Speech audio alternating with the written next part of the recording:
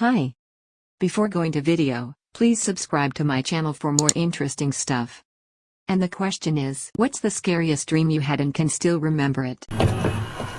A terribly realistic dream I had of my family, myself, and a family we know being sent to concentration camps. The logic in it was absolutely perfect, everything had a why and a how, and there was absolutely nothing that was wonky. Therefore, my brain read it as reality whenever I tried to wake up. It wasn't over the top, just human cruelty taken to its chilling logical extreme. Nothing indicated that it was a dream until my mother woke me up. I was late in 8th grade, and even then I wasn't sure what was real and what wasn't for a few moments. The only good thing is that it ended with my mother and I alive. Everything else makes it easily the worst dream I ever had. I have had a dream like this before. I'm a Christian with Jewish heritage, so this is some background to this dream. Basically, Trump got super sick in office but kept insisting that he must keep office. Of course, no one listens. Pence takes office, and dismantles the democracy little by little. Eventually, he has full sway over America. He then starts camps.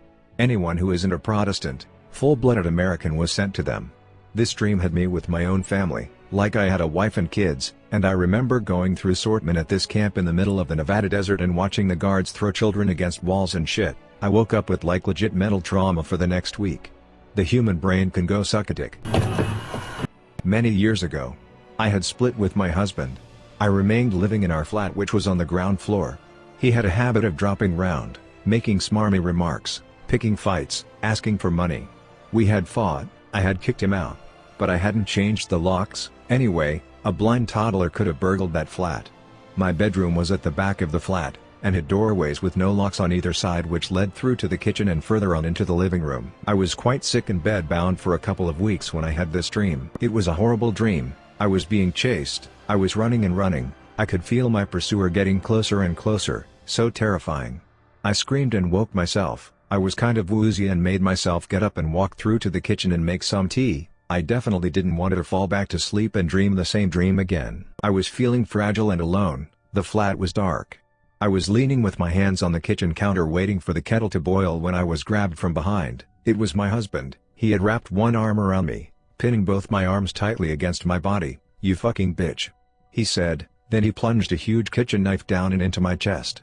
Then I really fucking screamed at the top of my lungs, and there I was in my bed, scared stiff, upright in the dark, totally alone.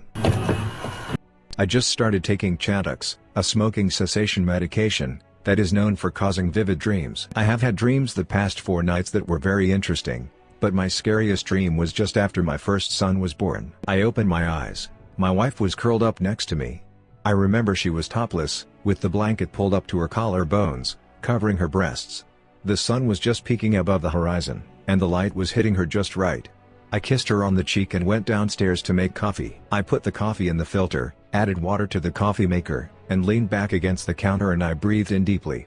I let out a contented sigh, then stretched my arms up to the sky. Then, I heard an air raid siren.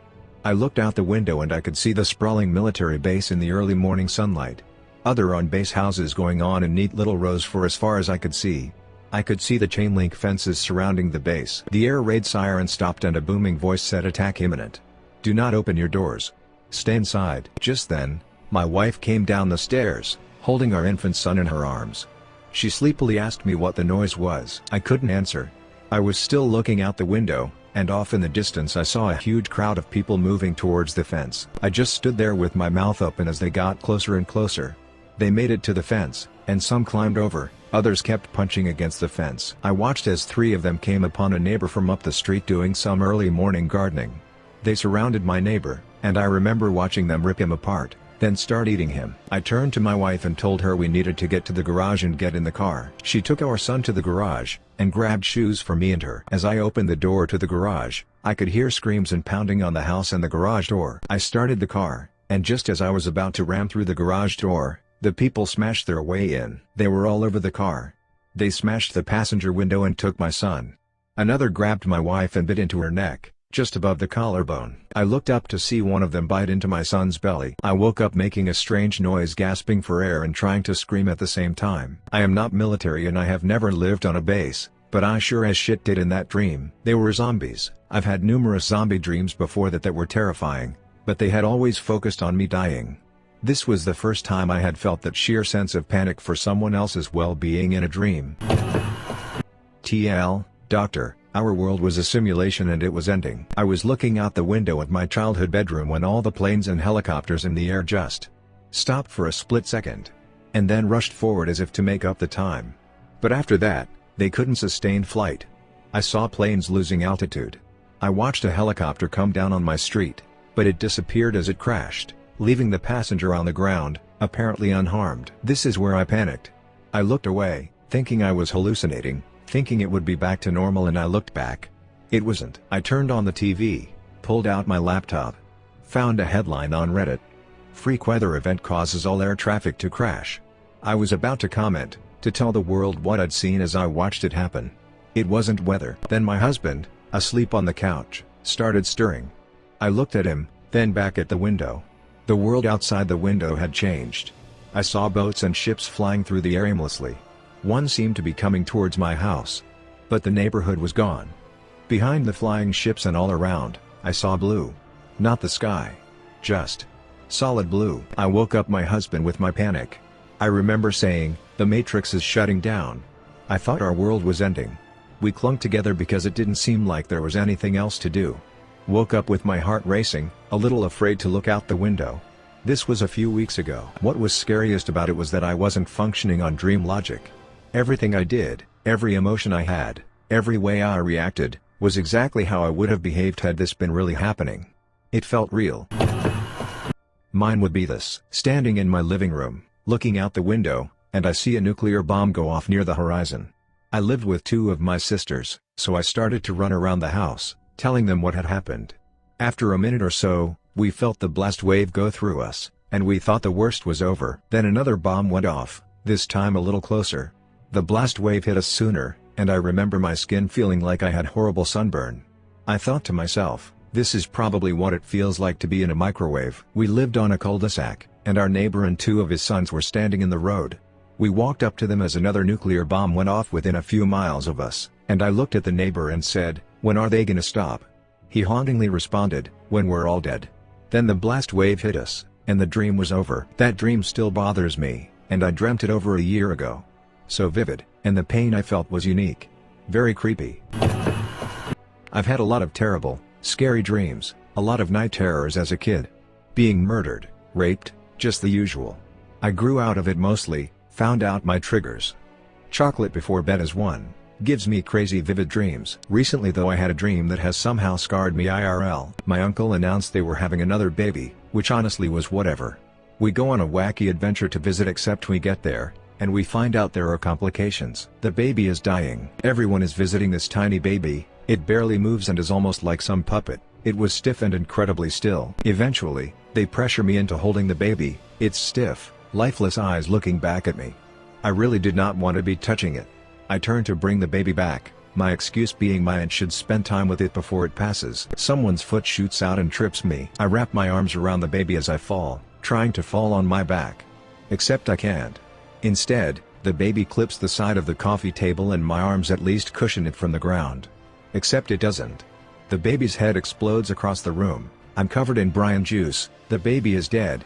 Parts of his broken skull are flung around the room, and the brain skitters across the floor.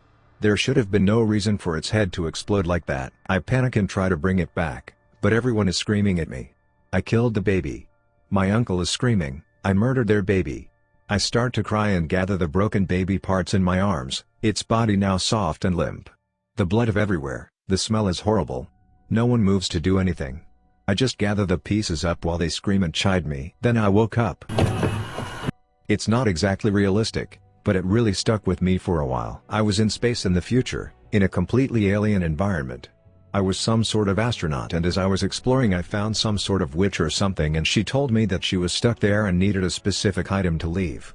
I agreed to get it for her, and she gave me specific directions along the line of there is a pocket dimension over there and you can only leave it when the light from the sun is directing into it. You have to go in and smash object. I went into the dimension. It looked like a small black hole, but 2D, and didn't see any object. I heard her cackling. I looked back and realized that the dimension was built so that the sun would never shine in it. I panicked, filled with a deep sorrow and existential dread. Then I woke up in a cold sweat. 3. when I had braces. Looking in the mirror and noticing some were loose. Then I snapped off a section of 4 teeth, held together still by braces. It didn't hurt. But it bled. And I was fucking mortified. So in my anxiety, I tested each other quadrant of 4 front-facing teeth, which broke off, with braces attached, just as easily, too. That I forgot I had a particular class all semester and never went until it was too late, so I wasn't going to graduate. Apparently this one is super common too. WTF kind of pressure do they instill on us? I used to get night terrors all the time and wake up screaming but not remember my dreams. Also many times my body would be locked and I would hear what can only be described as dark mumbling when I woke up trying to fight it. In one of these, I actually managed to remember a bit, and I just started screaming numbers. It's all numbers. Just numbers. While my parents tried to calm me down, the last thing I remember was a sea of Matrix-looking representations of the shape of the United States and a fear, a fucking dread, that I messed up everything. Like, everything. My life was over, I would go to jail forever, I ruined everything. Pure horror and dread. Don't know how my brain got there. Probably just processing some normal kid stuff. But it's the scariest dream I've ever had. I have really vivid dreams and usually remember them. The scariest one ever happened several years ago. I dreamed that I was walking in a big outdoor market with my parents. We ran into an old friend of theirs and started to talk to her. My parents walked away and I clearly remember looking at a display of sunglasses while I talked to my parents' friend, when a massive bomb went off and destroyed everything. I've heard lots of people say you can't die in your dreams, but I died in this dream. The rest of it wasn't long, but it was from the perspective of a fragment of my head on the pavement, seeing other body parts and debris all around me and people still trying to get away. It was incredibly fucked up, and haunted me for a while because it felt so real and mundane until it was suddenly horrifying. I kind of wish I didn't remember that right before going to bed, haha. I had this dream when I was younger, but it still sticks with me for some reason. It started in a dark room. There was no visible source of light, but the entire room was bathed in a dim red light. The walls pulsated and dripped with fluids as though they were the flesh of some great beast. There's no context. There's no prior dream memory as to why I'm there. There is no one. I try to cry out for help, but my yells echo across the vast caverns, never fading out but transforming into the sound of many people shrieking down the corridors, sounding close but at the same time infinitely distant. I try to move into other rooms, but the way is covered by some fleshy membrane. As soon as I clear it, I am set upon by a beast leaping out from the impenetrable darkness. A ghoul which was ethereal in appearance, but real enough to pin me to the ground and feast upon my internal organs. I felt everything yet my body refused to fade, the experience being repeated until I thought I could bear it no more. Afterward, my mind's eye traversed the complex, the winding pathways steadily growing darker and more hostile, and eventually converging in one place. A great door blocked the path.